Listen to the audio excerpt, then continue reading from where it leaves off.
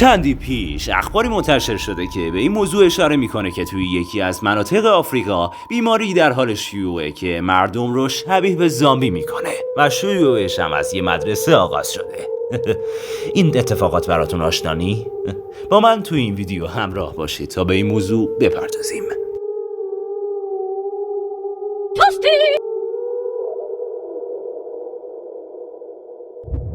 سلام، من اسم آرارم و خیلی خوش اومدید به این ویدیو. امیدوارم حداقل نظر جسمی حالتون خوب باشه و قراره با هم بریم سراغ یه قسمت جدید از سری ویدیوهای عصر زامبی ها در واقعیت.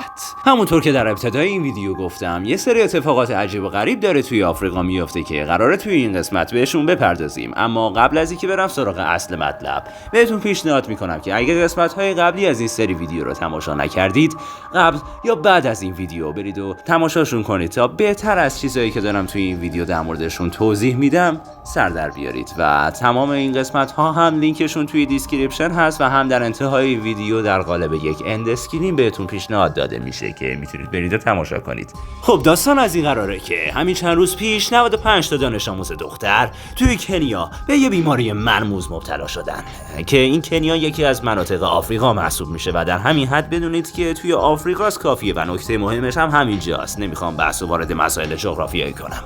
در حال این بیماری یه جوری بوده که این کسایی که بهش مبتلا میشدن یه جورایی شبیه زامبی میشدن که توی تصویر میتونید ببینید فقط یخت زامبی های خیلی خسته با یه غره کمر و زانوی ریز.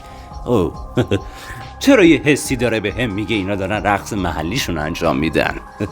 حالا یه نکته دیگه ای که در مورد این بیماری وجود داره اینه که ظاهرا یخت سیمپ تشریف داره، چون که فقط اومده دخترها رو مبتلا کرده. یه نکته ظریفی اینجا به ذهن آدم میرسه، اینکه اگه یه بیماری بیاد فقط دخترها رو مبتلا کنه این به این دلیله که این بیماری سیمپه، یا به نوعی میشه گفتش که دخترها رو خیلی دوست داره و برای همین میاد مبتلاشون میکنه، یا اینکه به این خاطره که به نوعی زن ستیزه و میخواد دهنشون رو سرویس کنه، یه چیزی تو مایه‌های سیگماهای افراطی. و خب نکته برعکسش هم وجود داره، اگه یه بیماری بیاد فقط پسرا رو مبتلا کنه به این دلیله که وایس ببینم مخالف سیمپ چی میشه. حالا به هر حال اگه یه بیماری بیاد فقط پسرا رو مبتلا کنه به این خاطره که از پسرا خیلی خوشش میاد، یا به این خاطره که مرد ستیزه و یه چیزی تو مایه‌های فمینیسته. اینم یه نکته ظریفی یا میشه بهش فکر کرد. حالا به دور از شوخی بخوام یه مطلب مفید اضافی به این ویدیو اضافه کنم، داستان از این قراره که هوای همدیگر داشته باشید، زیاد به این چیزا توجه نکنید.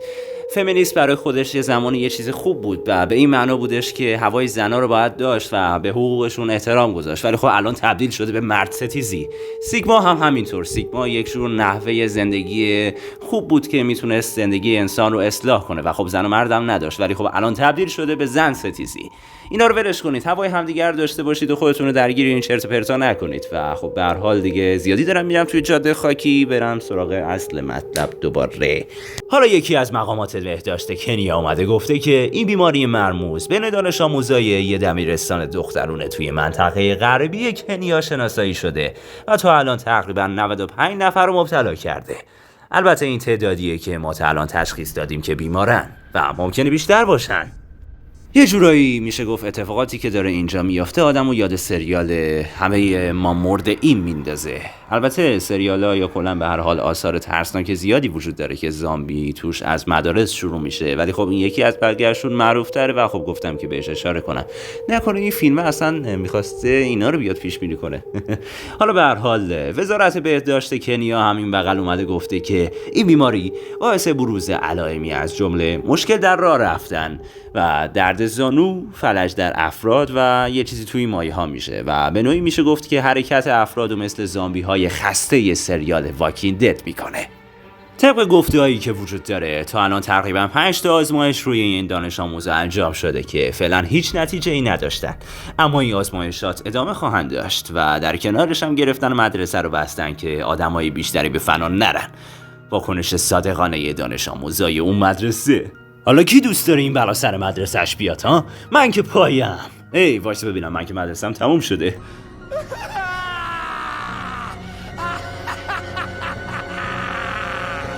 وایس ببینم. دانشگاه. سربازی اوه. خلاصه که فعلا کسی نمیدونه این بیماری چیه و از کجا آمده و خبرها تا همینجا تموم میشن. اما نکته عجیب و ترسناک تازه از اینجا قراره شروع بشه. اگه توجه کرده باشید اول ویدیو گفتم که این اتفاقات توی آفریقا رخ داده و نکته مهمش هم همینجاست. حالا اون نکته چیه؟ اول از همه چند هفته قبل این اتفاق خبر شیوع مخدر زامبی توی آفریقا پخش شد. اما ماده‌ای که توی قسمت 21 از این سری بهش پرداختم و نکته بعدی برمیگرده به موضوعی که توی قسمت 13 از این سری بهش اشاره کردم که یکم موضوع عجیب تریه. اگه یادتون باشه توی اون ویدیو به چیزهای عجیبی که فیلم رزیدنت اویل بهشون اشاره کرده بود یا به نوعی پیش بینی کرده بود پرداختم که یکیشون این بود که توی سال 2022 قراره یه اتفاقی در رابطه با زامبی بیفته که افتاد. البته نه در اون حد، ولی خب به هر حال یه اتفاقی افتاد که توی قسمت‌های قبلی بهش پرداختم. اما اگه یادتون باشه به یه چیز دیگه‌ای هم اشاره کرده بود که یه جورایی به موضوعی که توی این ویدیو بهش پرداختم ربط داشت و به نوعی اونو پیش بینی کرده بود.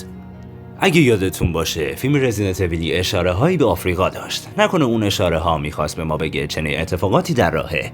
عجیبه مگه نه؟ توصیه میکنم قسمت 13 رو تماشا کنید تا بهتر متوجه شید داستان از چه قراره، چرا که همه چیز رو در مورد این موضوع اونجا کامل توضیح دادم و خب نمیخوام دیگه دوباره اون مسائل بکشم توی ویدیو طولانیش کنم. به هر حال تا اینجا کافیه. امیدوارم از این ویدیو خوشتون اومده باشه و اگه دوست دارید هرچه سریعتر بریم سراغ قسمت‌های بعدی از این سری ویدیو، از این ویدیو حمایت کنید و خب توی کامنت ها بهم بگید که بریم سراغ قسمت‌های بعدی از این سری. به هر حال امیدوارم که توی ویدیوهای بعدی ببینمتون و تا اون موقع حالتون اوکی باشه.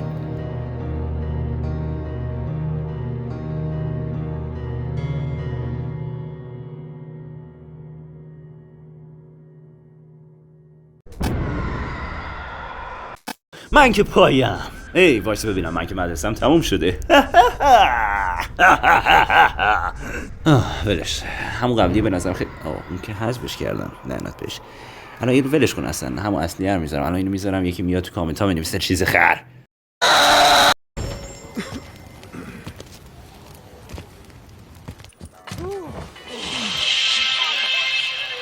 سلام، من سمارارم و شما هم اکنون در حال تماشا کردن بدبختی نیوز هستید.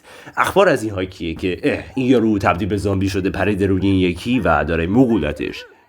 و این ورم تایید کردن که موجودات فضایی وجود دارن. این ورم نگاه کن، این قیافه رونالدوی وقتی که ورزشگاه آزادی رو میبینه. واو.